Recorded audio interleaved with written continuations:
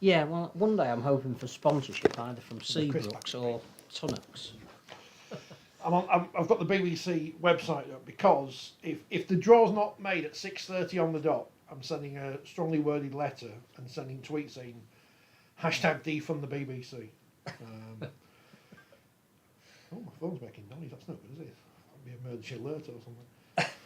Need to. Did you get an emergency? I didn't get my emergency Oh, alert. no. So they've obviously decided who's surviving and who isn't. Absolutely. I was at my mum and dad's and their phones went off and mine didn't, and I felt left out.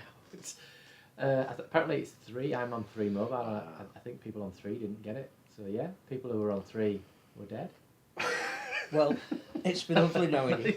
I got it, but a minute to 3. Yeah, it was 2. Which was weird. 2:59, that's right. Yeah. So if it was the 4-minute warning, Did that mean I you get got an extra 5? minute. You get an extra minute. Yeah. That's good. Welcome to the programme. Nothing's happened, has it? Last week we spent all that time talking about IMG, and then they all voted it through, apart from the people who couldn't be bothered or abstained. So it was all a bit of a waste of time in the end. Abstentions I don't get. When it's a straightforward, do you accept or not accept a principle? Why abstain? Well, why even abstain because they weren't there? Can you not vote in proxy? Yes. I'm not. I'm actually realise I'm going away on holiday, so I'm not. I can't vote in the local election, so I'm devastated. But I should have applied for a proxy vote. Is it too late? No, it's not too late, but I need to pull my finger out, put an application in, and then in this day and age, do it by paper form and submit it to the town hall. Madness. My postal vote has arrived this morning because I've got no ID, so I can't go vote in person anymore. Oh dear. But they are trying to eliminate the youth vote. So Yes. take that as a compliment. Because I think they know how the youth are going to vote. I was up at 4 o'clock to hear Phil on Martin Callner's programme the other day. Really? We should have put his book on the table. We'll do that next Do you week. want to go and get it? No, it's okay. It's okay. Got off you. So the vote's through now. Well, what happens now? What happens? You must know. Well, I think the Oh, wait, you've written a letter to League Express saying that you know what's going to happen. the So question I'll to be asked. come to that in a minute. What? The question to be asked is, it's been such a slow process getting this through. I think we know what their agenda is. It's what is next that they're going to propose. Is it going to be the Challenge Cup, or is it going to be the end of loop fixtures, or Magic Weekend? But I think what it's told us is if there's going to be constant referral back to the clubs, it's just going to take such a long time. I think they've got to just make decisions now, Yeah. haven't they? I would hope. I think was it a 7-point plan or something, and this was point 1 of 7. As you say, this has taken us 9 months. Yeah. We'll get to the end of the 12-year agreement by the time they've covered the other 6 remaining points. So. And the other thing about it was that this was the bit that they didn't want to spend too much time on, because this was the platform for what they really wanted to do, which was roll out their digital strategy. But how many times have we gone through 4 different formats of the sport, and it's always the contentious point? But in actual fact, I'm not even sure it's that critical. You know, the marketing of the sport surely is number one. And they're pretty good at that, apparently. The other thing that I found was interesting in the way the vote was reported is it's an end of automatic promotion relegation. It's not the end of promotion relegation. So again, a lot of people got quite hung up about the fact that the game was drastically going to be different, and actually it isn't, because we've already got minimum standards. Well, we don't have automatic promotion, do we? No. Tell that to Hunslet, tell that to Dewsbury. But even this year, if Batley won the Championship Grand Final, they know that their ground at the moment is not sufficient to go up. So we do have, guardianship against clubs that don't have a minimum standard going up. Well, not a huge amount has changed by getting rid of automatic. Anyway, that was last week's news. There's really nothing else to add to it. The one thing to say about that, which again I find sometimes we do kick ourselves in the knee unnecessarily, was clubs voted and then we immediately had press releases coming out saying, I didn't mean to vote that way. And you go, how amateur sometimes I would have do we look? Yeah, I would have loved to have been a fly on the wall in that meeting to see how that went. Because it was obviously done in private, in secret ballot. But then we had all the clubs then revealing their votes, so we basically knew who'd done what. But then 2 of them going, I didn't actually mean to vote that way. You go, Yeah. This is the sport that brought you that press conference with Tony Adams in front of some vending machines in Doncaster. I was there. This is a tribute. That was one of the hottest days of the year. And we were stuck in a room at Doncaster waiting for it to come and sit in front of a vending machine. What was that about then? Because You must have been there for some reason. Uh, Was that another pre-IMG? do you know, I can't even remember. Could have been a Challenge Cup semi-final or something like that. Doncaster. It was a meeting about something or other. Was Brian? Oh, was it the end of Brian Barwick's reign? That's his valedictory speech. Brian Barwick's Black Book of Terror. Yeah. You're not publishing that, are you? Phil Cool. Phil Cole. I was going to do a face now, but I can't. Phil Howard has written to League Express. Is this you? No, I think there might be a copyright issue. Because I know at least when I sent letters in, I used a really, a name no one would have worked out it was me. I mean, you just use your own name here. What have I allegedly written? Eddie Hearn, the boxing promoter, just in case we didn't know who he was. Recently Except he isn't really, is he? He's just a gob on a stick, isn't he? He recently said that today's rugby league has no stars and he couldn't name a single player. I mean, I can now. Jax O'Neill. Yes. He's overtaken Rob Burrow and Kevin Tuffield by actually playing rugby league. Granted, that's not Well, why he's not famous. yet. No, Not but he yet. will do soon. It is hardly surprising when the Saints team against Hull KR recently contained only one starter in the pack from their World Club Challenge victory. All the others were out injured, with the exception of one who was suspended. So it's not really their fault they're injured. No. Or well, it is their fault they're suspended, but Yeah, this is not sustainable. Super League is staffed by journeymen. Does he mean the competition in the officers? I want to comment on that. The stars, by their very nature, get picked first and as a consequence injured first. I mean, that never happened in the olden days, like when Neil Fox got injured and missed the Challenge Cup final in 1968. That didn't happen. he still claims he was fit, though. I suggest, says Philip Howard. Is it Philip or is it Phil? Well, it's Phil, actually. Yeah, 'cause so that's it's definitely not. No. I suggest a return to winter with softer grounds, a defensive line of 5 metres to reduce the force in contact, and a reduction of substitutes to stop fresh players smashing into timing ones. And then, like the Keithley thing, he's thrown all this other stuff in, but then something good. Finally, it would be useful to have a decent publicity department. Fair. Although the reducing the 10 metres is an interesting one because that's The kick-off thing. yeah because there's some new trial laws coming in this year for the I academy. was going to isn't ask there? you about that. Yeah. Only for a month, I think, just so they can do the research. But one of them is this idea that we kick off from the 40-metre line to stop those collisions. That's going to be interesting, Interesting to see. especially if you do it at Odsal. Well, You're yeah. kicking it onto the main road. And it'd be interesting to see whether teams kick short more because they're 10 metres further downfield. I don't know. Ron Smith's going to kick them long just to line people up, isn't he? But that's going to be really interesting. Yeah, I mean, I've seen some people's comments about what about kick return? You know, you get a big run on a kick return. What about goal line dropout? What's the difference? Goal line dropouts tend to go 50 metres. Should we not do them from 10 metres out? So, look, it's a study, isn't it? And I think it's about the research, what findings they get out of it. It may not necessarily be what ends up being introduced. Tackling technique's going to be interesting.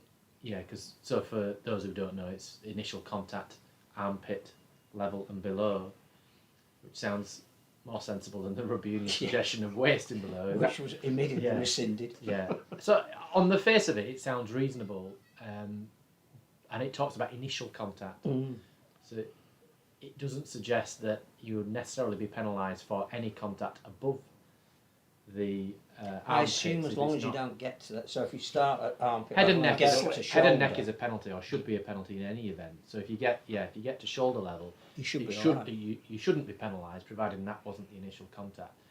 And a small margin for error, and obviously it will make life difficult for referees. I would imagine, very difficult. But players, I think they've got a 6-week lead-in time to those trial laws coming in, so they've got time to practice. And I don't know what the referees department will do, whether they'll get some referees to go in to some of the academy teams or not and train with them. That would be probably a good idea for the referees to sort of watch them and observe them and almost sort of simulate refereeing those tackling drills, because that is quite a big change. I think what's great is that we've come up with a potential trial that the Aussies didn't think of first, the 40-metre line. Yes. Well, they've moved the kick-off in the NFL in recent years. I think it's further back than it used to be. Or is it further forward? I can't remember. But they have changed it recently. So there's some kind of precedent for that. But it's interesting. And as you say, how does it work on pitches which are not full size? And, not just Odsal, but It's Casper. merely to stop high-impact collision at the point of kick-off, isn't it? To give you less space to work in. So Yeah, I mean, it's interesting point just on those teams. So at Castleford, where you have a full 10 metres from halfway to 40, and then you have about 5 metres to the next line. So the kick-off law is that the ball has to travel 10 metres. So how does the referee judge whether it's travelled 10 metres? Another line on the You have to have another line, which no. is 10 metres from the 40-metre line. So This is great for Rob studying. Yeah. More lines. More lines. yeah. But these are sort of small things. It is just a small study for a short period of time, and it's Professor Ben Jones is leading on that project. And it makes sense because, again, we're in that area of litigation, and we need to be seen to be doing as much as we can to mitigate potential injury. So we're doing something. Yeah. It'd be interesting to see how, what the research tells us. And it's not a trial that's been done at first team level, which No. again, which Rugby Union were looking at. It's a short period on a sort of a lower level, which is almost in effect non-competitive. At a time as well where physical growth is going to mean that those collisions are quite high impact. It's not, with the great respect to the community game, it's being done in a professional environment. Yeah. And so the sport hasn't seen the hysteria that Rugby Union has. So in terms of what's being proposed, it seems reasonable, sensible.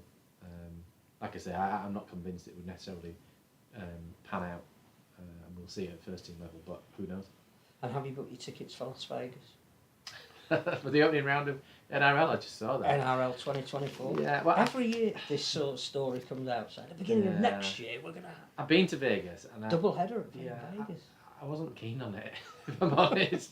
And we booked a helicopter trip into the canyon, and it was cancelled, believe it or not, because of snow. No, I don't believe that. The weather was terrible. We had to buy an umbrella. So I think we went the only time that they've had rain and snow in Vegas. The highlight was going to the Michael Jackson Cirque du Soleil show. So definitely go see that again. But yeah, I wasn't a fan of Vegas. Is it just Blackpool on every steroid you could possibly Well, imagine? the last time I went to Blackpool, I was in a pram, so that's about You know, 39 honest, years ago. It hasn't changed. You never got to go to the summer bash. Well, You no, know? with the exception of the football stadium Oh, to officiate, but I've never been on the front, and it's a fact I'm quite proud of. I mean, that is in the worst. That's probably one of the worst. Everything at the front's not too bad. The further you get outside You'll the be front. taking Harris to see the illumination. Yeah, we probably will at some point.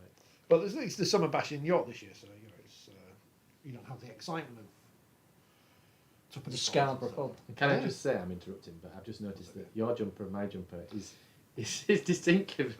stuff. It's a very based programme. Excuse Not me. great for the podcast, but for those who are watching on YouTube. Did I not get the letter? No, you I've got my Spain t-shirt on underneath. I couldn't wear that.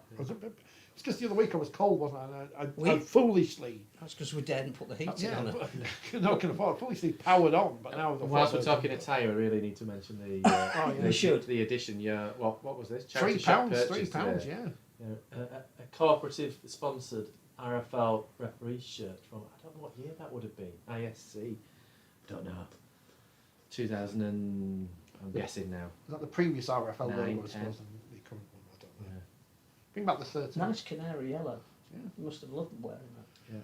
I was watching the other day when the referee was wearing the pink and blue checked one. That was a interesting choice. Yeah. Oh, yes. Possibly the worst we've ever Which had. of course wouldn't have clashed with anyone's kit. Which is Oh, yes. Yes, I was Look going at to ask that! you Look about at that! that. Look at that! Castleford Hull I used Playout. to be on the radio. Was there a segue there? Potentially. How do we get kick clashes at Super League level? It's unbelievable, really.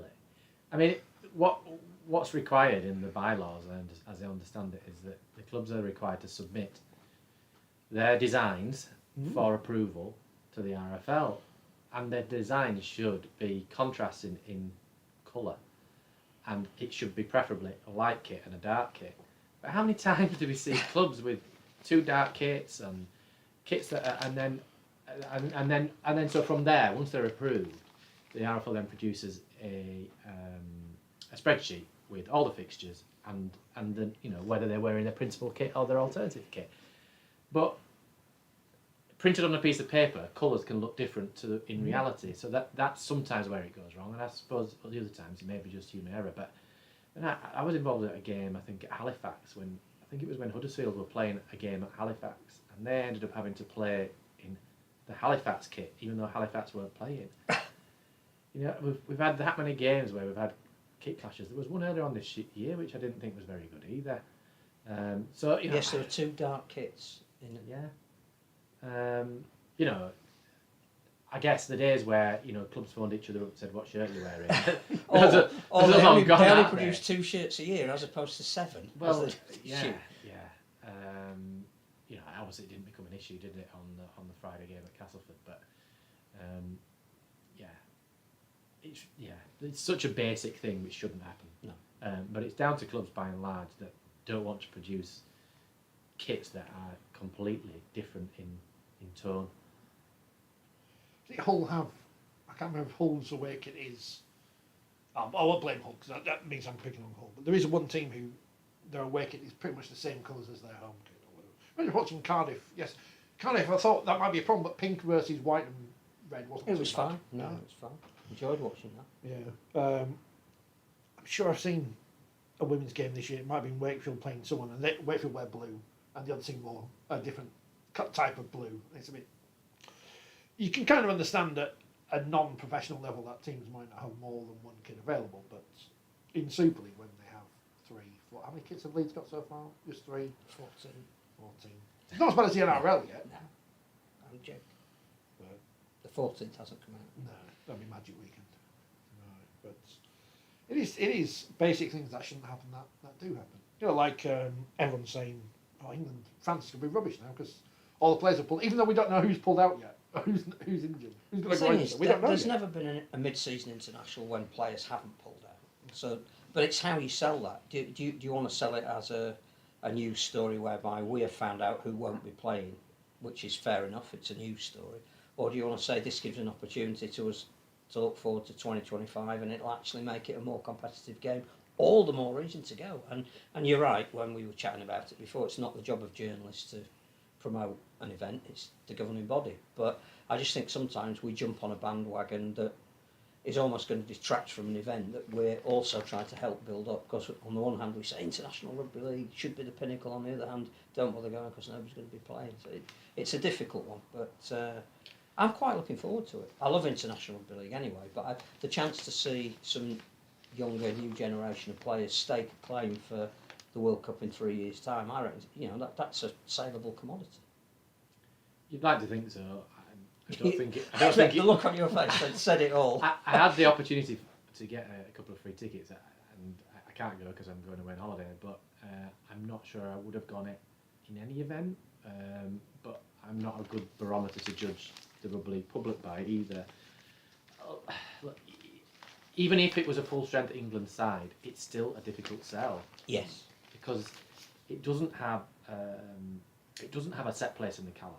And there isn't necessarily the jeopardy in terms of the result or the doubt in terms of the result. Most people would predict that England would beat France, and as I understand it, in any event, I think France are going to have a number of players pull out as well from Catalan and Toulouse. So you're going to end up with probably 2 under-strength sides. But as you say, Sean Wayne was sort of suggesting that he's building towards the next World Cup. Well, we're 3 years out from that, and as you say, it's a great opportunity for those people who are in that 40-man squad that realistically at this stage probably wouldn't get in that starting 17 to stake a claim. But from a fan's perspective, do you go and spend 20, 25 quid, 30 quid on a ticket? I don't know. And then you travel and take your kids and then buy your drinks and your burgers. I still think it's good value. 20 quid for It's a 2 free games. weekend in terms of Super League. There's Yeah. no Super League, is there? I don't know if there's is there Championship. There's one league. We were talking about this. We thought, why on earth are London Scholars playing Dewsbury at the same time the internationals are? It's the only other game.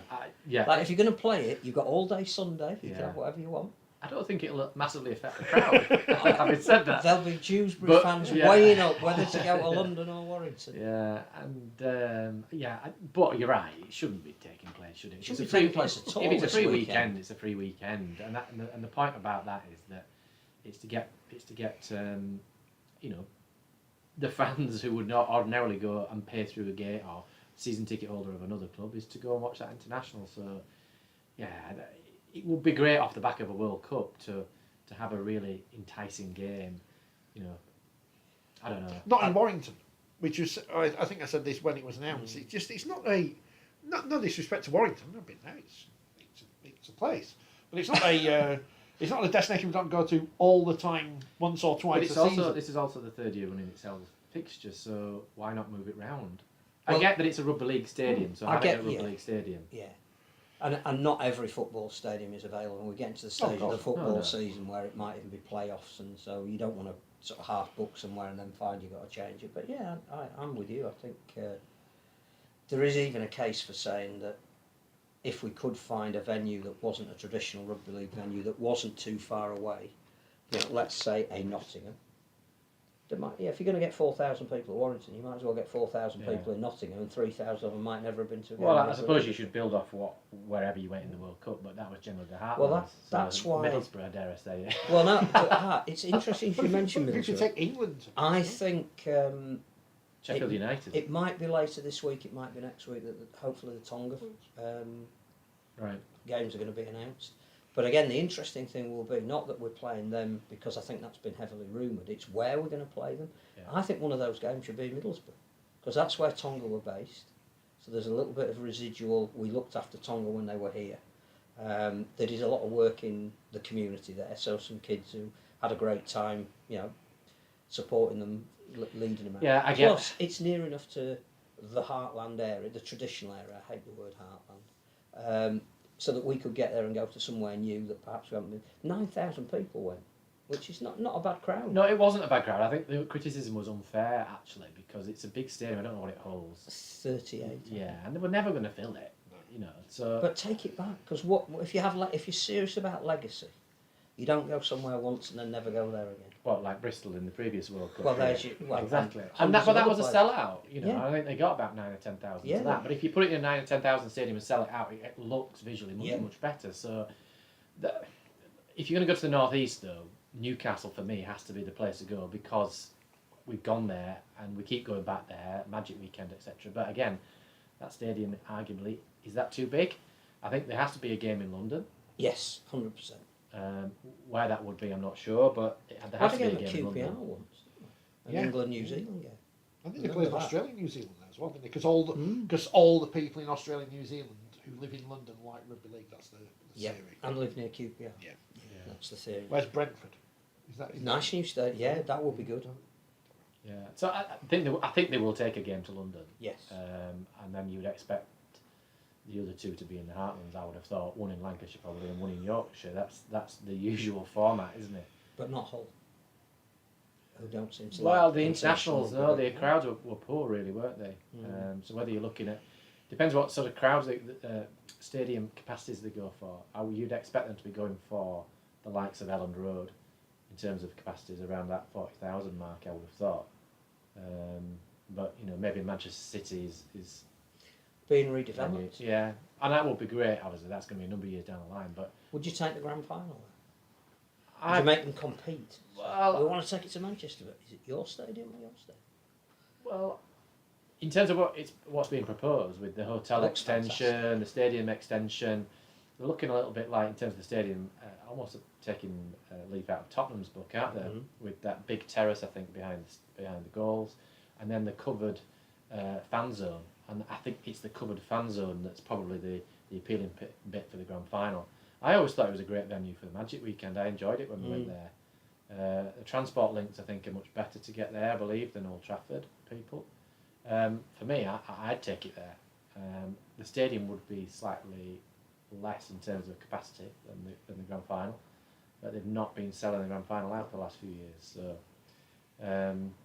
but yeah, I don't know where they'll end up taking it. It's in Lancashire. You're looking at somewhere like, I guess, Anfield again, aren't you? Or Which again is the same When's problem the, as new, Old when's Trafford. the new Everton stadium open? Soonish. Where's Sid? won't be at the end of this year though. Still a way off.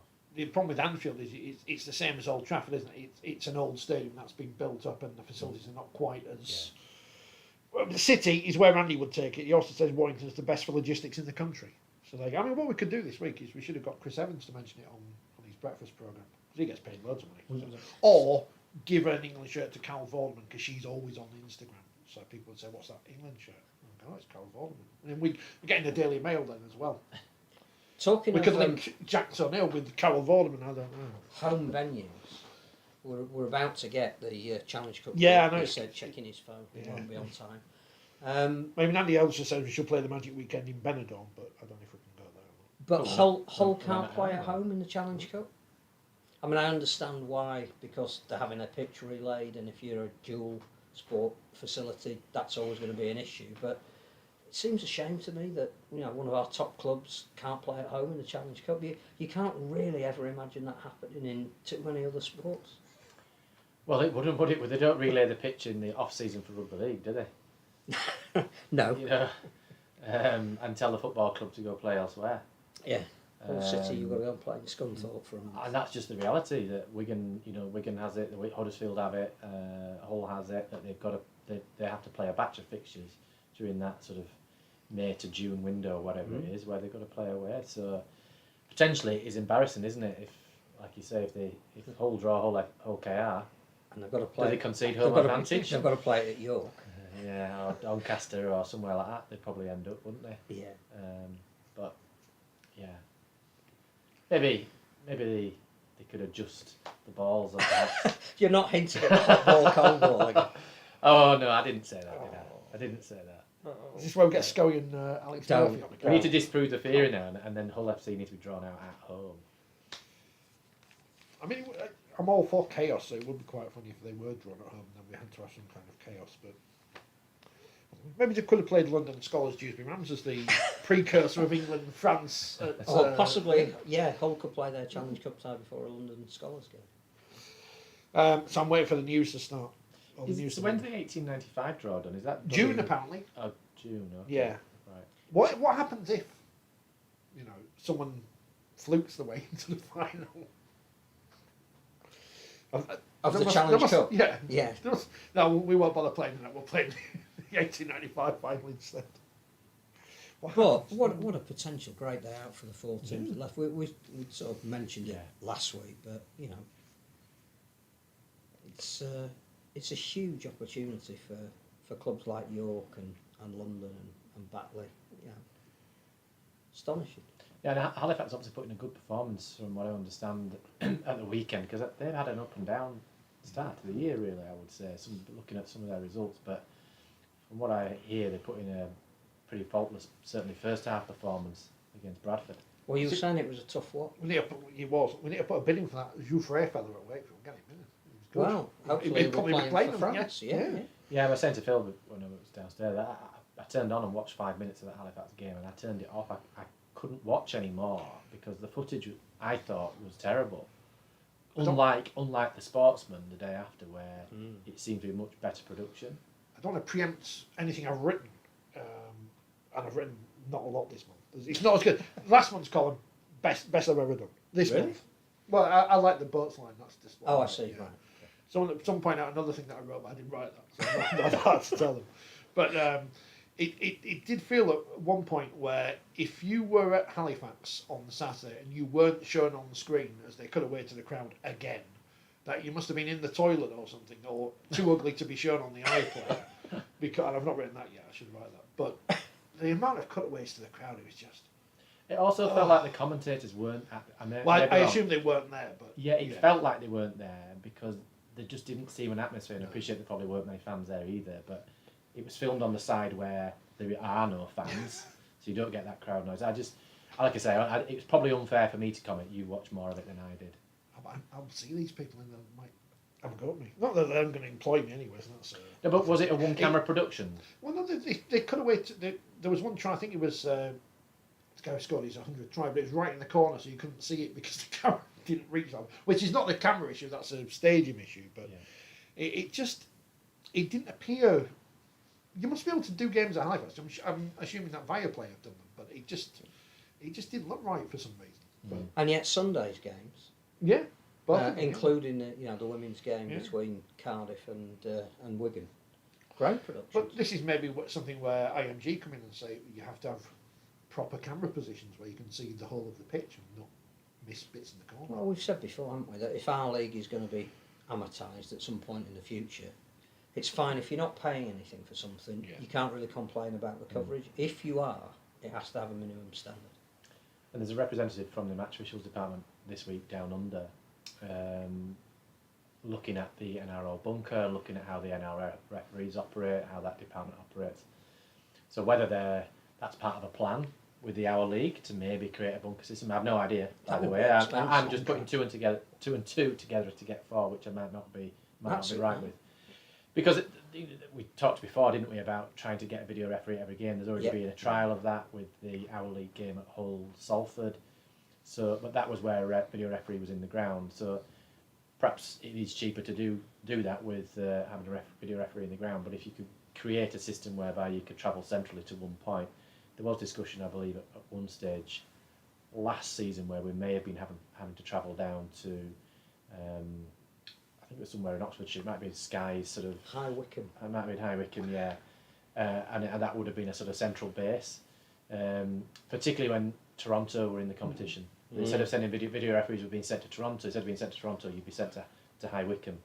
Almost sounds like a punishment, doesn't it? Sent to Not quite Coventry. Yeah, But yeah. but sent to High Wycombe to video referee, and that worked a little bit like that in the World Cup. So when I was explaining to people at Leeds City Council why I wasn't working at Leeds City Council, living in the city centre of Manchester, video refereeing a game that was taking place in Newcastle, but I was travelling to London, that took some explaining. So we, for a number of the games of the World Cup, we travelled down on train down to Ealing Studios, and we were based in a room on our own, not even sat with the director. They were in another building in Ealing Studios, video refereeing remotely. So that may be the way they're looking at it.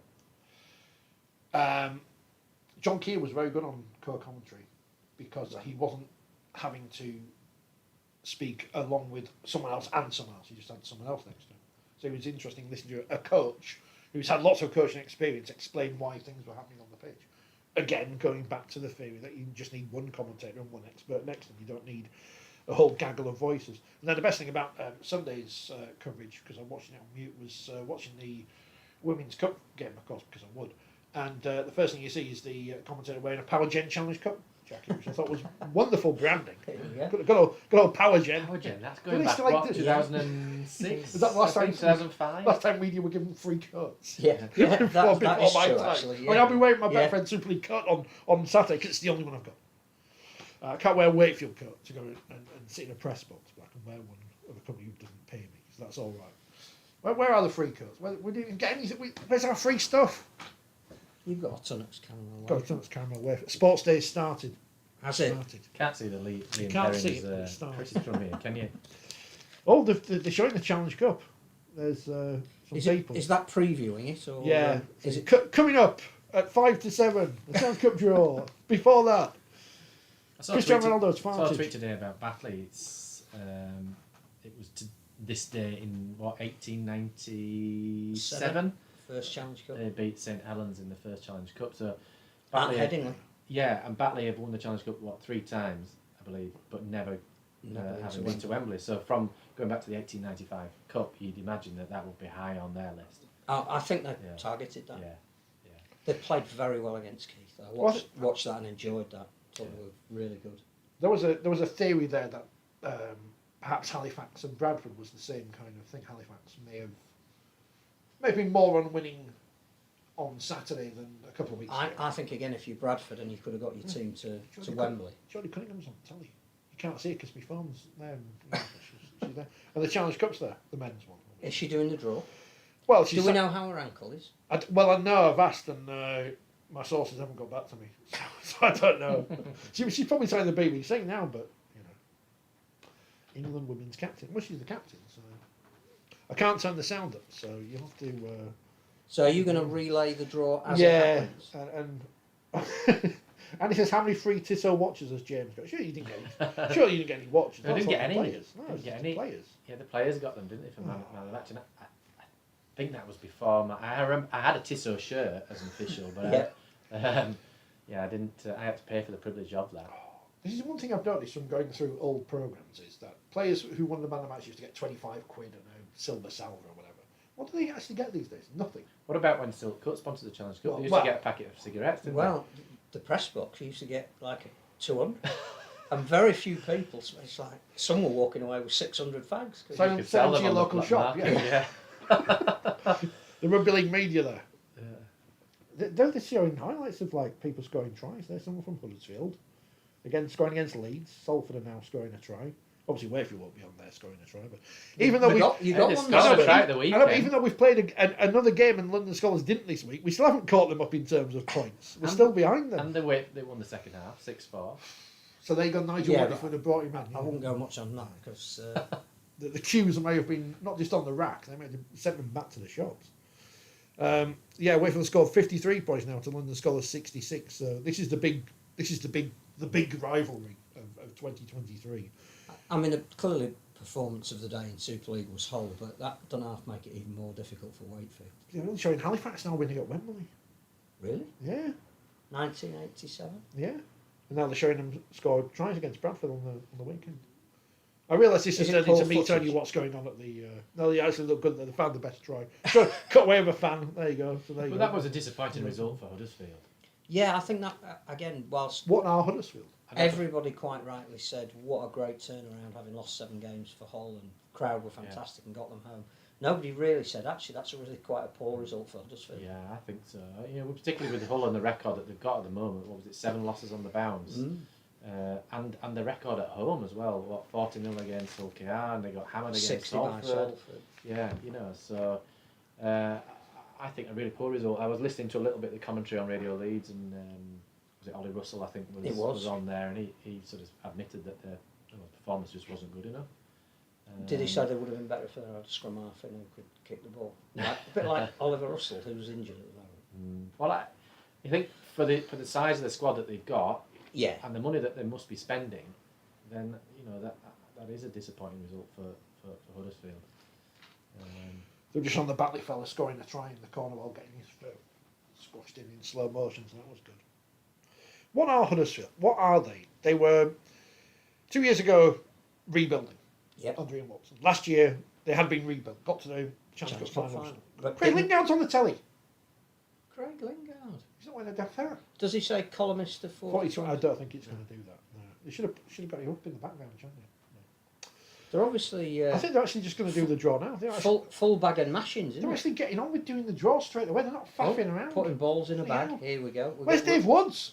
No breaking news. Dave Woods has been sacked. Well, he's not been sacked. Don't say that at a time when the BBC are going through all their cups. He's been replaced as the draw meister. Right, say it's the draw for the challenge. I mean, you can watch this yourself, and this is going to look great on the podcast. It's going to be great on the podcast when you already know. Is this your pitch to host a future draw? Well, I did Go it on, then. during lockdown when they did that redraw. I did it as a video, and I didn't get a job off that. Number three's out first. Who's that? I haven't put a graphic on the telly, so I can't tell you. Who's number 3? Oh, he's going well. This number 3's playing number 14. Best numbers. Did you not do the dress rehearsal? Typical BBC. They haven't put the numbers on the screen. It's not even in the paper either. Right, 3's playing 14. 2 is playing. You've got your wish, Phil. You know you said you I didn't know. want the names announced. 2's playing 6. Jodie Cunningham's already a step up on the people who can't separate a 6 and a 9, so that's good. Well, she's played both. Hull FC have been drawn to face Castleford away. Oh, that's a bit of a boring game, isn't it? 16. So Hull are away. Halifax versus St Helens. Oh, that's good. Hull KR versus Batley. So you're ahead of me, bloody. Catalan versus Warrington. Oh, well, they've not even drawn that out yet. You've got 4 games, I've only got 3. Oh, I give up on that. I don't know if somebody's guessing. 4. York versus London. Oh, that's a bit. World Championship. Interesting. Yeah. It's going to be Leeds Wakefield. 11. I don't know. It's just numbers, isn't it? It's just actual numbers. I'm actually applying to be Alan Dedicote's voice of the balls on the lottery. Remember when people used to play the lottery? Leeds v Wigan. It's a fix. Wakefield v Lee. Can't be bothered going. I think Leeds v Wigan will be on telly. 7-1. I'm just reading out numbers. I don't even know where we are. Oh, 1 Batley Bulldogs because they've just cut to Craig Lingard. Salford Huddersfield. Oh, that's boring, isn't it? I mean, it's not boring, but it's just in terms of a cup draw, you want something a little bit different. Who've Batley drawn? They've not actually, I mean, it's good because they've got... Hull KR Batley. Oh. It's all right, isn't it? But then it doesn't matter what happens now because they're in the 1895 semi-finals anyway. It would have helped if they'd put Halifax the... versus St Helens, did I say? Halifax St Helens. No, It would have helped if they'd put the graphic on the screen showing you who's drawn who, because obviously we've got it on mute. But at least they've got it on. At least they've come on it. 6:30. They've done a bit of preamble. They haven't done a load of boring interviews with people who won the cup in 1833. Just got on with it. So Castle and Warrington. Yeah. Interesting because It's a good they fixture, yeah. played each other Yeah. a couple of weeks ago over Easter. Castleford versus Hull. So we get the wish that Hull aren't at home. But again, interesting fixture. The Lee Radford derby. Yeah. York Andy London. last derby now.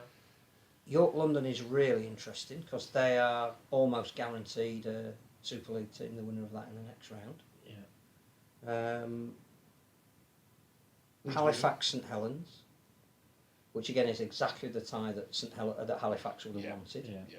and that is similar to, was it Whitehaven St Helens Yeah, last year? last where year, they had yeah. a great day out. Hull KR Batley, which again is exactly what Batley would want. I think they'll fancy that. Wakefield Lee. Yeah.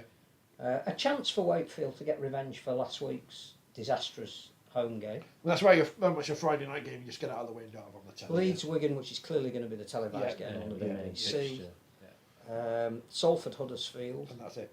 which again is quite interesting because Mm, both of those, There you go. Catalan and Warrington. Oh, Catalan Warrington, yeah. Craig Lingard, what's your response? Oh, it's great. You just see whether they take the Catalan fixture, but it's in Catalan, isn't it? From Yeah. the BBC's point of view, logistically. They've done it that's before, trickier, but it depends whether I guess they can get a partnership with BN or somebody like that to actually film it and then yeah. send it back. I've seen worse draws. I think there's some good Yeah. great games. I mean, the good news is I've not put me typical 5 each way on Wakefield to get to Wembley because obviously it's not going to happen. So And is that round out the weekend of the 19th of May? yeah. So So that's they'll- good. And how, I can't remember how it was, is it 2 on Viaplay and 2 on I don't know. BBC now? Some Anyway. games will be on telly. There will be some games played on some dates on the telly. Yeah. And some things will get knocked out and some things will go through. And then we've got the 1895 draw to look forward to. I'm curious to know if this is the first time St Helens have faced Halifax since losing against them in the 1987 final, which I was at, says Paul. Obviously in the cup, not in... Well, it can't be. Oh, in the cup, you mean? I'm assuming so. Yeah, Because because they they played played in in the Super Super League. Yes. Maybe it's when they were Halifax, not Blue Blue Sox. Yeah. But they would have played as Halifax. But actually, that's a really good draw. Yeah. That's all right. Yeah, I mean, Leeds, everyone likes Leeds Wigan.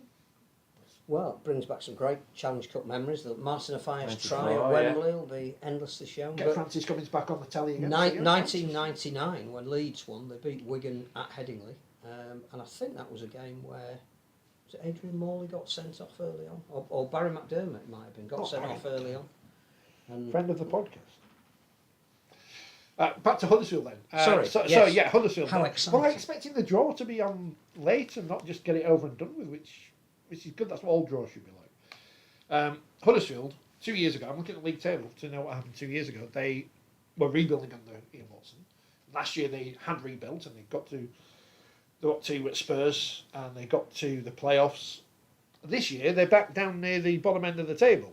I mean, granted they're 8 points above Wakefield, but 4 wins from 9, and they have still got that game in hand against St Helens, who are now resurgent, of course, having won a game in a row. But what? They'd point to the narrow losses that they've had, which could quite easily they probably could have quite easily won another 2 or 3 of those games. In fairness to them, and they've had some injuries to some of their key players. but they've also had enough key. I mean, one of the things they made a big point of, which is quite right, is that they've got a better squad and a bigger squad than they've ever had before. So injuries you can't really use as an excuse. They've almost had an overabundance of luxuries, and is that part of the problem, that the forwards sort of tend to take care of themselves, but the backs still don't have that cutting edge that they were looking for? I think he's still chopping and changing with what he thinks probably is his best pairings, given that perhaps his first choice may not be available to him. And that probably doesn't help. Certainly Theo Farge being out hasn't been great, but I think they've been disappointed. And at some point, you do have to turn those narrow losses into wins if you're going to be right up there winning a competition. And I think we talked last week about Castleford and the way in which they play and Classic Castle, stuff like that. And Ian Watson has this the process philosophy, and it's a fairly conservative way in which they play. But at some point, you wonder whether they have to sort of throw the shackles off a little bit. Yeah, if you're going into Particularly a when game, you've got players like Jake Connor, yeah, Will Price, that are yeah, that they're creative players that I think to put them in shackles is you're probably not going to get the best out of them. And the thing about close games is that's where you need your X factor players because they are going to be the difference. So if it's 20-14 at Hull and you've only got 30 seconds to go, you don't want to be playing process.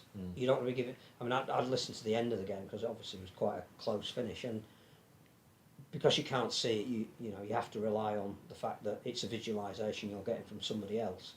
But on that last tackle, when the Hooters go in and Huddersfield are in possession and the ball is surrendered quite cheaply, you just think that's where you need your X factor players. Although having said that, wasn't it Jake Connor that kicked the ball into touch the other week? Yes. I just feel like they were When trailing they played by at Leeds by a point. By a point. Yeah. Which again, inexcusable in many ways. That if you're going to be a key player that's going to take a team to a trophy, you've got to know what the score is at any given point in a game. That to me is, especially when you've missed the conversion that would have actually put you a point ahead as well. But that is not to put all the blame on Jake Connor. No. It's just finding a way of playing that allows them. When you'll know obviously better than I will, the Challenge Cup final last year, Huddersfield were near enough throughout that entire game to have won it. And yet what they didn't have was somebody who could change it in an instant because you only needed 1 minute when you did that. And yet Wigan had a Harry Smith that conjured something out of nothing and won the game. Yeah, I suppose, they've got X factor. Not that Huddersfield don't, with the Bevan Frenches and the likes. I don't know. I think it's, as I said, because they play in such a structured way, are they allowed to express, as Scully would say, express themselves? Vision and awareness. Yeah, vision and awareness.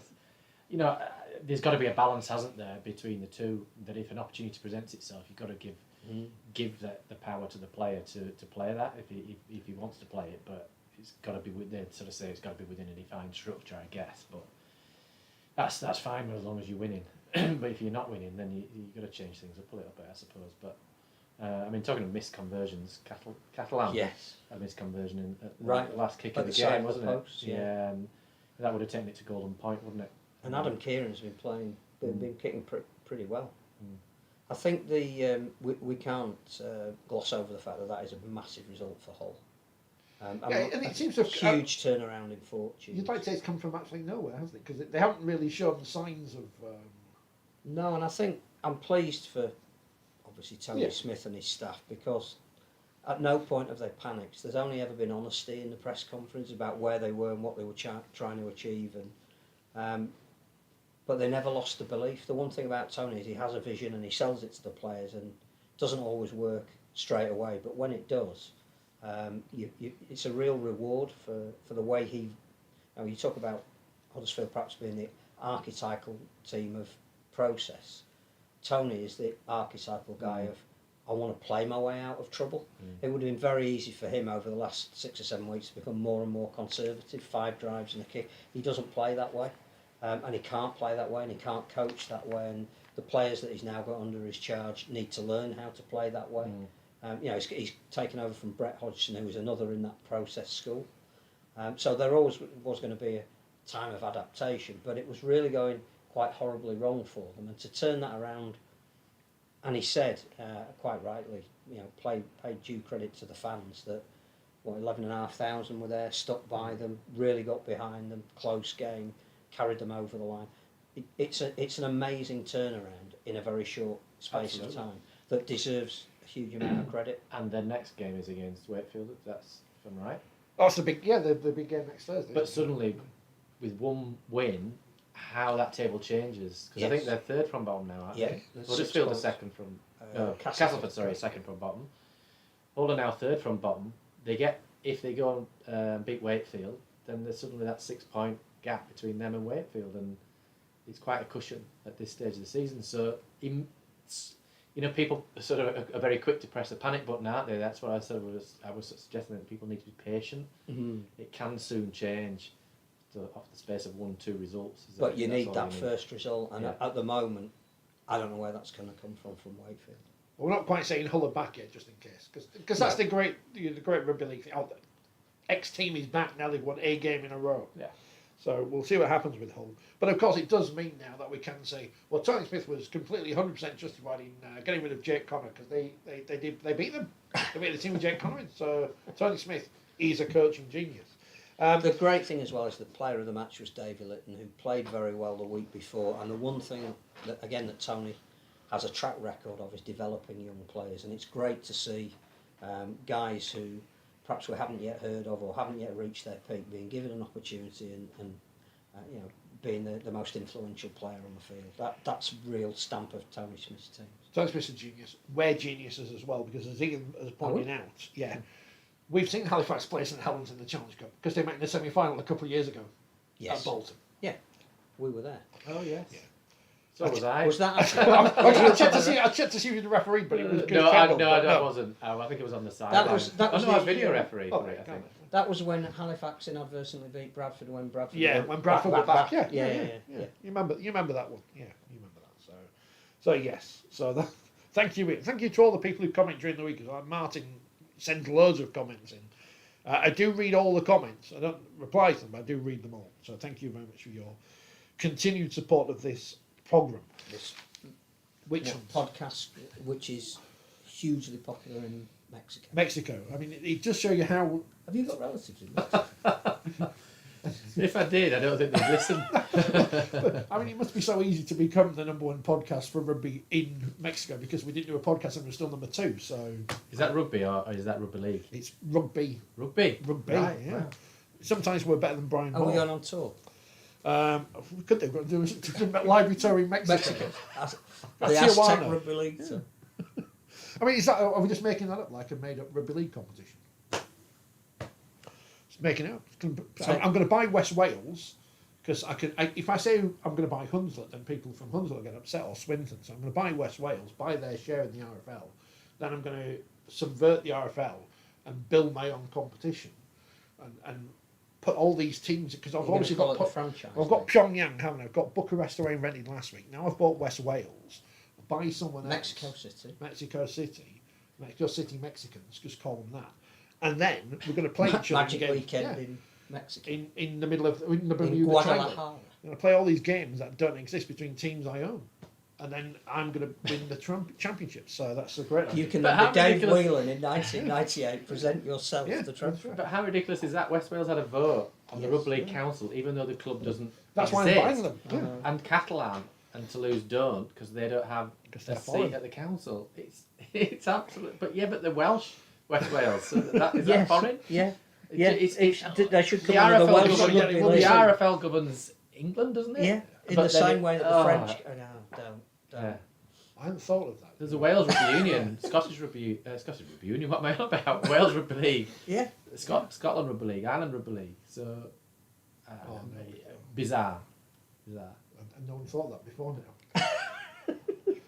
I would have been Stop funny. it. What happened to the vote for Ottawa Races? Well, that's Cornwall. Cornwall. Oh, Cornwall. Yeah. Gosh, yeah.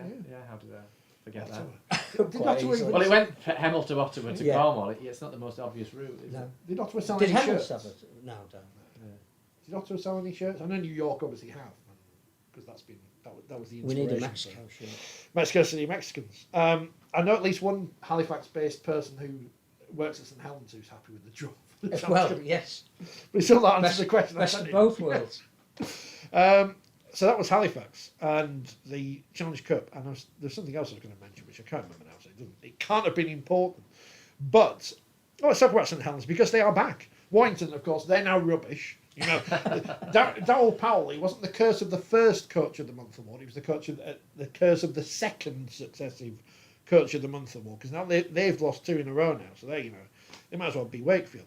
But St Helens beat them 28-6. Conrad Hurrell scored a try. Interception. So, St Helens are back. They are. And Warrington are. I was incredibly impressed with St Helens because you can use injuries and you can use suspensions, but they were missing 10 players who you would say, they're first choice selections. They were coming off again an indifferent run. When was last time Saints lost 2 consecutive? And you probably would say last year when they played half a team. But people were questioning. Even some people were ridiculously questioning whether Paul Wellens was the coach for the job, which was nonsense. But to play the way they did with the young side they had out, I thought a guy who didn't get a lot of mention on the telly but was absolutely fantastic was Sam Royal. He was absolutely brilliant in the second row. And they've got people like Matautia and Sirin in the second row who are real hard workers that are there to mop up behind everything. You know, Royal stepped into that role. I thought it was absolutely fantastic. George Delaney got in the team of the week. You know, was a teenage prop. Fantastic. What about the confidence of, was it Benison who threw the most Oh, outrageous? well, I was going to ask you about that. What about confidence to do that? You know, I thought they were great. They looked almost back to the Saints that we've known for the last sort of 4 years. Albeit, as you said, there were a number of players out, but yeah, it was a good game. If I was the rest of the competition, I would be worried that they could come up with a performance like that when they're in a slight dip in form. When you look at that talent, if that's got to come in again at any time during the season, it's not going to derail them. Well, the reality is, with a competition that is designed around a playoff system, providing you're in the playoffs, Yeah. you're in the chance of winning. Now, we've not had a team that's won it from 6th ever, but team from 5th. Nearly. Yeah, team from 5th. But yeah, Leeds got to the final last year, didn't Yeah. they? So, you just need to be in the playoffs, and you need to hit that run of form really towards the back end of the year, which is what you saw with Leeds last year. But I just thought Saints now that they have got a group of young players who will be able to step in either by choice if the coach wants to rest some of his senior guys, or if they have to use them because of injury. And some of them are top quality already. I think you're right. You know, Matt Duff did look like he'd gone out for a hot dog. It was a fantastic image of him stood there going, "Where did he go?" I think he must have sold everybody though. It was just. It I thought was it was brilliant, great, and it was great. done at such pace as well. Yeah. And the spatial awareness to be able to stay in field when you're doing that, absolutely set. But then we forget he scored a try in the grand final last year. So Yeah, no, I mean, it just shows that the production line that they've got at St Helens is strong, isn't it? yeah. You know, and it has been for a long, long time. So And it's a reset for Warrington because, as we said, it was always going to be when they lost their first game, how would they cope with that? Well, they've lost their first game, and on the back of that, they've now lost their second game. And I think even Darryl was saying that the margin of defeat against Wigan didn't disguise the fact that Wigan were clearly the better team on the day. So, he'll say, right, all right, we won 8, we've re-established ourselves as a playoff contenders. I still think from what we've seen already this season, they know they'll be in the playoffs at the end of the year. They now know what they've got to do to beat the top teams when they get in the playoffs. He'll be taking this international break and thinking, great, we can start again. We can do some hard work during the maybe the first week. We can ease them back in for when the competition starts again. But we now have a template of what we need to be in our next 10 matches. And when we play St Helens again, or Wigan again, or whoever it might be, Catalan at the top of the league, we know what we've got to do to beat them. That actually is probably a good thing for Warrington at this stage of the season. yeah, I mean, you wouldn't go into it with that expectation to lose for that benefit, but you tend to learn more in defeat than you do in victory, don't you? So, as he said last week, it was unlikely they were going to go through the entire season unbeaten. That's being proven, but it's how they respond the next time they get a St Helens or a Wigan, isn't it? Yeah. But it was a great game. Yeah, I really enjoyed that. There was a Wakefield fan I saw on the social media today who said they wanted to draw a championship team in the cup to see where we stood for next season, which Harsh. bit harsh. But Wakefield lost to Wigan yesterday, 22-6 in the game, which I've seen very much described as a game of rugby league that existed, and Wigan won. And having Wakefield lost, was it 60-0 or whatever it was, 3 weeks ago? There they go, and it was just a game that happened. Well, Wigan went top of the league, yeah, which again, shouldn't be dismissed lightly because. 12,000 people watched the game, which everyone knew what the result was going in. Well, and I think Wigan have just come off playing St Helens, Warrington. There was always going to be a little bit of a backlash to that. They did enough in the first half, I think, probably in the knowledge that Wakefield are now cheering when they score a try. So to be 18-0 down. We'll play for the middle eights. The middle eights don't exist. They probably, Wigan knew that they would have won, and it's an attitude thing, isn't it? If you're playing in a game and at half time, you've technically already got the 2 points on the board. How do you approach the second half if you're knackered from the 3 weeks before? So Wigan, more than competent to get that win. Wakefield, have they got something to build on because they scored a try and they didn't lose as heavily? We'll know when they play Hull next week because that's the big one, isn't it? Another team of which got many internationals in this week, so that's okay. Andy says Wire don't get a week off because Sean Wayne has picked half the Wire team in the England squad. Is this a conspiracy, Andy? Are you saying this is a Wigan-based anti-Warrington conspiracy by Sean Wayne? Because if you are, that's a big allegation to make. What is concerning is, not concerning. He's all the love for James on the chat. I mean, this is complete 180 from obviously when you were on the pitch, boo, boo, and everyone's like, oh, it's great. It always happens when you finish. People like you. When you're active, no one likes you. It's always the way. Yeah. It won't last long anyway. It never does it? Give it a few. Yeah. Milk it while you can. Do we need to say anything about Salford versus Candlers? Otherwise, other than it's another great result for I Salford. listened to it on the radio. So it sounded enjoyable. I think Paul Rowley's comments afterwards were absolutely right that, with the resource and the injuries that they've got and the squad depth, which is really limited like Wakefield is, to be where they are is a testament to them, and to be able to grind out wins when they have to, fantastic.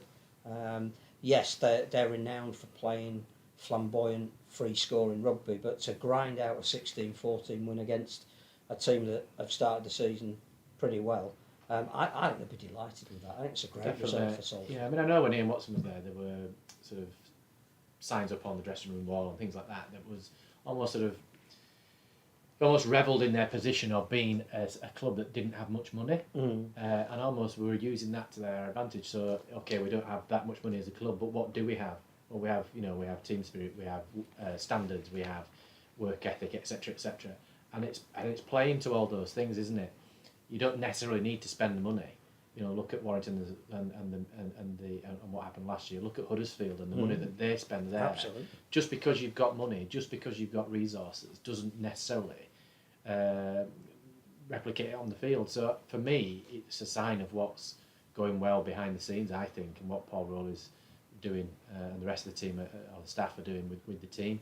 And it sounded from the commentary, and again, you can only go on the impression that you're given, that first half they spurned a lot of scoring opportunities, should have been further ahead. Second half there were maybe 3 or 4 sets of 6 on their own line that they defended, and that just tells you everything you need to know about the team. So no, I think that is a great result for Salford. I don't think it does Catalan too much damage, because I think Steve McNamara wouldn't have publicly admitted it, but I'm not sure he thought his team would go 7 matches undefeated at the start of the season, bearing in mind he's been severely down on his top line troops.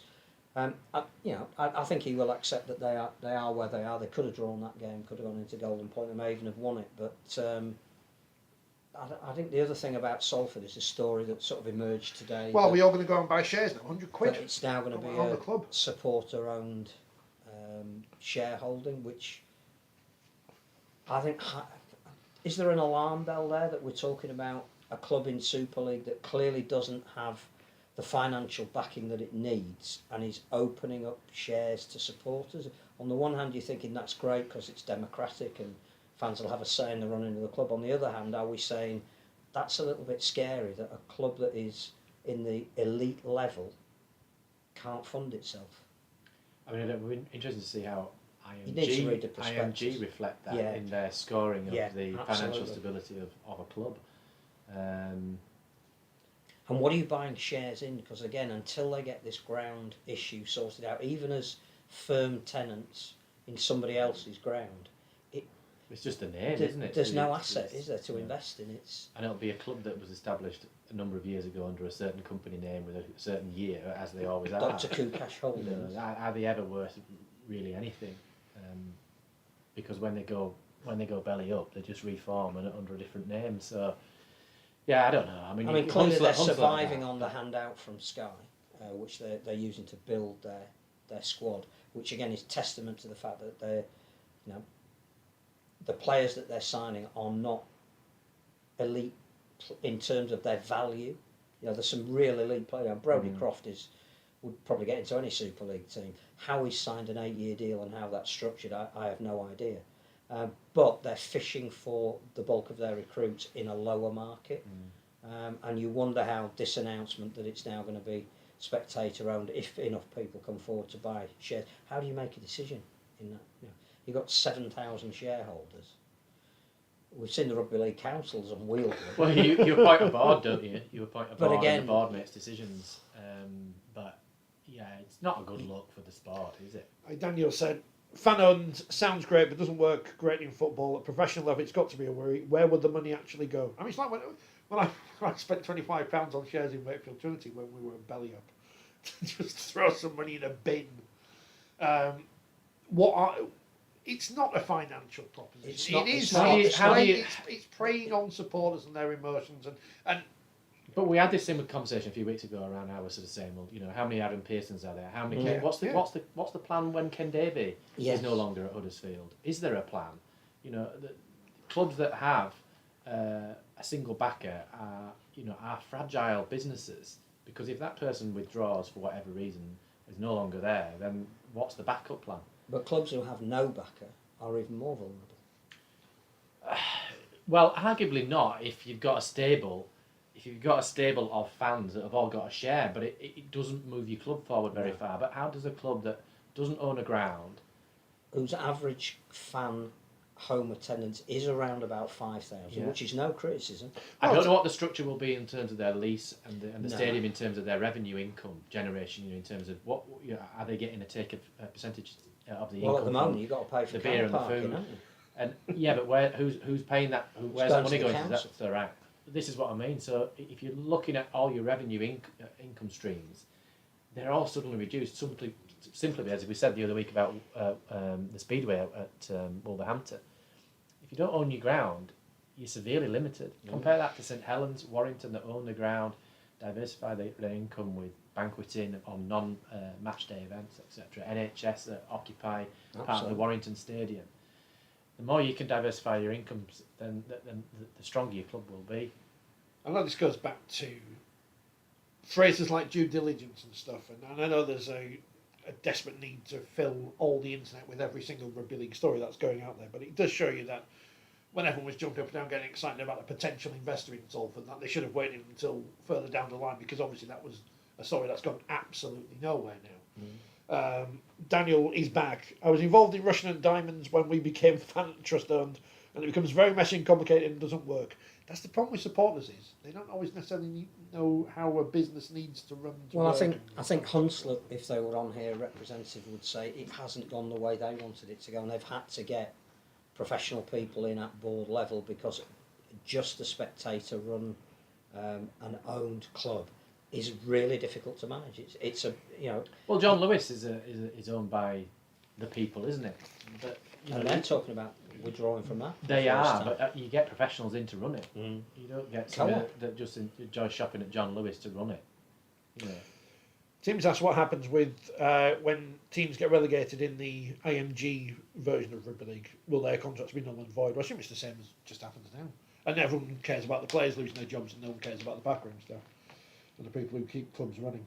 In the Challenge Cup, Batley beat Keighley. You didn't mention Leeds and Leeds. Oh, I did mention Castle and Hull, yeah, whether. Lee, who, throwing things back to in the days when Top Loader was a video recorder, and the days when they were at the top end of the... it was a washing machine. We used to get Top Loading video recorders as well. I have to say... Betamax. You enjoy them, didn't you? You enjoy them. They were really, How many times did they do Dancing in the Moonlight? Twice. Once before the game and once at half time. But they did a couple of cover songs as well. One of Bruce Springsteen's. They were very, very good.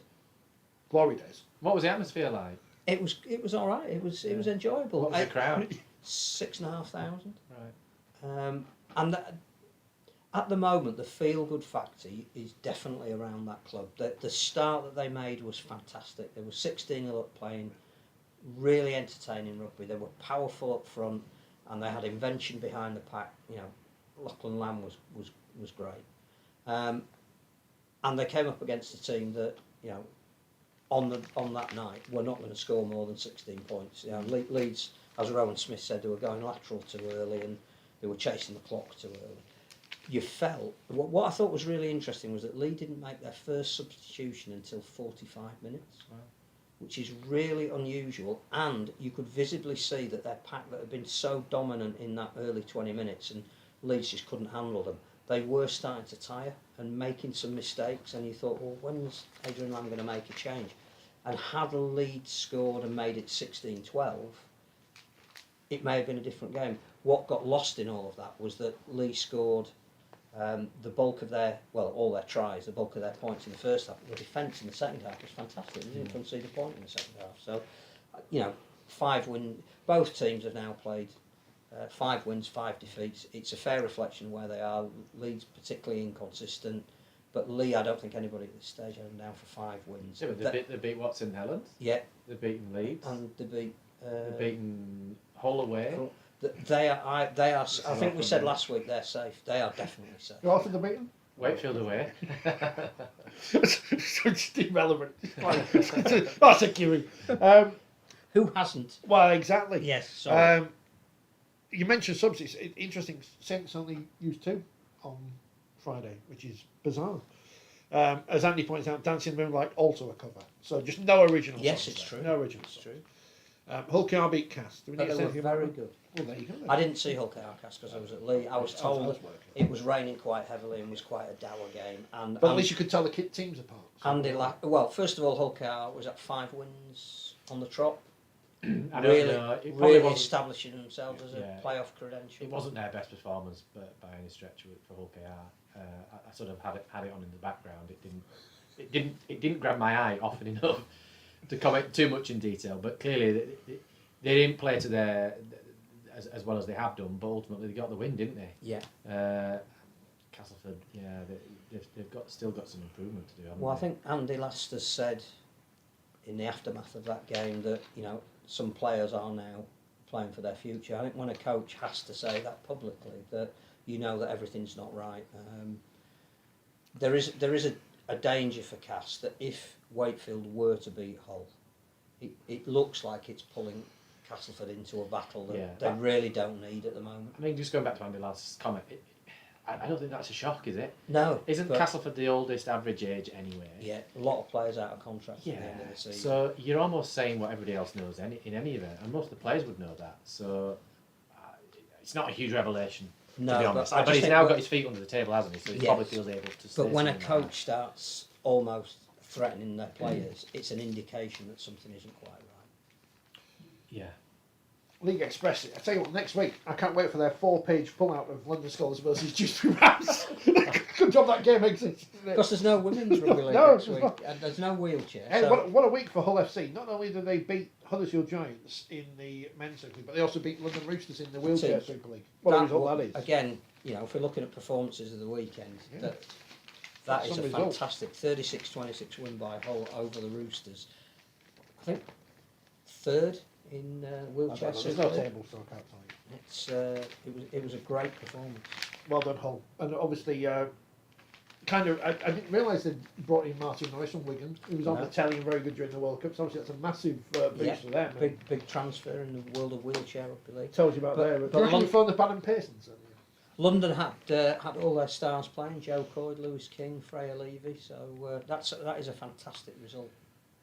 Yeah, I do like when they say Tom Coyd was reappointed as England. He won the bloody World Cup. What are they going to do? Sack him? I mean, that'd be completely rugby league. Men's Challenge Cup. Batley beat Keighley. It was on the Sports, and you probably watched it. 14-4. Halifax beat Bradford. That was on the BBC, but as we said, you probably turned off. But Halifax were very good. The York result was closer than I would have predicted. To be 22-18, and they were losing 12-4 at half time, it says here, on Friday night. Yeah. It's interesting how they don't give attendances for the men's game, but do for the women's. But you can get more cachet from I think Dewsbury led early on against London. They did. I think London obviously came back and took that. Were they winning at half time? No, they were 10-6 down at half time, it says here. Yeah. I think that was it 16-10 at one stage to Dewsbury, and then London had a really good 30-minute period in the second half. Ollie Leyland, apparently the player. What Steve Mascard said. Well, that's if he says he knows. But not played at Wimbledon. No, Played the at Ross. Roslyn Park. Roslyn Park. Oh, the Roehampton, this one. Oh, was that right? Yeah. Oh, was it the women that were at Roslyn Park? Possibly. I don't know. In the Women's Champions Cup, which also exists, which is in a group stage, if you're not aware, as it was last year. Which is is that the template for the men's? Where Template for the men's apparently, according to IMG, going off subject, isn't that to play it over 2 legs? Oh, I think that, I mean, that's a terrible idea. I think ridiculous. that one's gone. Has it? Yes. Yeah. When was that last done? The 1940s The during the war. war? Yeah. Why would you play extra games? Anyway, sorry, I interrupted there. So, yeah, No, that was instead of... They were taking out the loop games to put in an extra challenge cup. What do you St Helens which doing you London Scholars in the first round over 2 legs? But you could guarantee then that No offence, you'd have a Scholars. home game, so you could include it in your season ticket because you're losing a loop fixture. But I think that one went on the back burner, as they say. you can't replicate what's going on in Women's Rugby League in the men's game. No, because nor vice different versa. play, and here's a group stage, which is interesting because you get to see where teams in a different competition match up against teams in a higher one, such as Wigan's win against Cardiff on Sunday, which was 38-20. It says comfortable on the paper. I'm not sure it was comfortable necessarily, but it was an interesting game. You can tell Cardiff are a good team. You can tell they're Well not coached. necessarily Rugby League at the front of their brain, but that's not necessarily a bad thing because obviously they're good players. They scored 20 points against Wigan, who are good, but you can tell there's something there. It was Cardiff. You would think would be very competitive in that second group in the Betfred Women's Super League brackets, not North, whatever it is. So it'd be interesting to see when they play Featherstone and Salford, Featherstone beating Salford, which you would have expected to happen, how they do in those 2 games. I don't know where Cardiff play Featherstone. If it's in Feb, I might go to that, but I don't know when it is and where. Likewise, London, who were beaten by St Helens 76-0, but St Helens are one of the best 3 teams in the competition, so they expect that to happen. But when London play against Castleford, who were beaten 72-0 by Warrington, that will give you an idea of where London are. Elsewhere, Leeds beat Bradford 72-0. That's game happened. Amy Hardcastle. She's got 2 tries against her old club. Caitlin Beavis is injured. She's done a shoulder or something. Clavicle. Out 6 weeks. Pete Really? Smith tweeted it, yeah. So she's not going to be playing in the England game now. in the England game. No, That's a shame. unless she's miraculously Fran recovered. Goldthorpe signed for North Queensland. Yeah, and Women withdrawing from the I know, England yeah. game as well now. Yeah. she's faked an injury. She's not really injured. Jodie Cunningham, captain's withdrawn, isn't she? She's We don't know. We don't know. I'm We trying to don't know find the out. extent. Oh, okay. I And think you're right. Georgia Roach is off to Newcastle, Mm. which is very interesting. But she is playing for England. Is she? Yes, I think she has been. I think her and Holly May Dodd Are allowed to. may well be allowed to play in an international, Right. but Georgia hasn't been allowed And to play. Frank in Goldthorpe's club. busy playing rugby union anyway. So. Playing golf, yeah. It's good. I was in work the other day and someone said to me, "You'll know, you won't know, you'll know this." And I said, "Oh, well, do I?" And I said, Kevin Sinfield. Well, I've heard of him. Who did he take over from as Leeds' top scorer? And I thought, well, I'm not going to know this, but I didn't know it was Lewis Jones. So I was all right. Who was 92 last week and was at the game. Because I said the week before. I didn't realise he was a good cricketer and all these other things in his. Who day. Lewis, yeah. Yeah. But you can't do that in this area. But you can if you're a woman, because obviously Frank Goldthorpe is Arthur good at Close everything. was a good cricketer. One of the only few, in fact, he may be the only player to score a try and a century at Headingley and a try and a century at the Sydney Cricket Ground and get sent off at both of them. As soon as you put more caveats in there, the more likely that is the only one. Unless, of course, listener, Thank you, Harry Jepson. you know different. If you know any other good multi-sports people, well, Freya Levy plays England Rugby League, wheelchair, ice hockey and basketball. But not at the same time. No. Although she probably could. Yeah. Where was I? Leeds beat Bradford. Huddersfield beat Alton, which I think that's an interesting result because I wasn't sure. I thought that might be closer because obviously how Huddersfield lost to Leeds in the Super League the week before, but obviously it shows you where they are and improving and so on and so forth. Lee beat Hull KR 38-16. Good result for Lee at the start of their rebranding period thing. Who else won? York beat Barrow 44-4. I mentioned Warrington, so well done York Valkyrie, who are now of course without Holly May Dodd, who's off to Canberra. It's very exciting, and as I said last week, not necessarily the money, but the profile of the NRLW is really going to be the big battleground there, as it is in the NRL for everything that is not rugby union in the Southern Hemisphere, because now you can say, I don't want to play for the Wallabies, they're crap, I want to play for South Sydney, or if I'm from Fiji or Papua New Guinea or Samoa or Tonga or whatever, I want to play in this competition. We still won't get on our telly because it means talking about rugby union all the time. And he's excited because Jodie Cunningham, of course, is one of their own because she's from Warrington. Yeah. Is that it? Have we missed out anything? I don't think so. Enjoy I the know week. it's time for a Tunnocks Caramel Yeah. Wafer. We won't be Please here. get in touch and sponsors. We won't be here on Monday. No, it's bank holiday. Because for the next two bank holidays, I'm deciding to And it's work. bank holiday the week after. Yeah. So We might do a... yeah, we'll do something on the way back from Warrington. Yes. Could do something in the car. couldn't Yeah, because that's always good. Stick all the interviews with all the people that we. I thought Zoe Hornby's injured as well, did you? we? Yes. Yeah, so she won't be in the squad either. Trying to work out who's going to play for England now.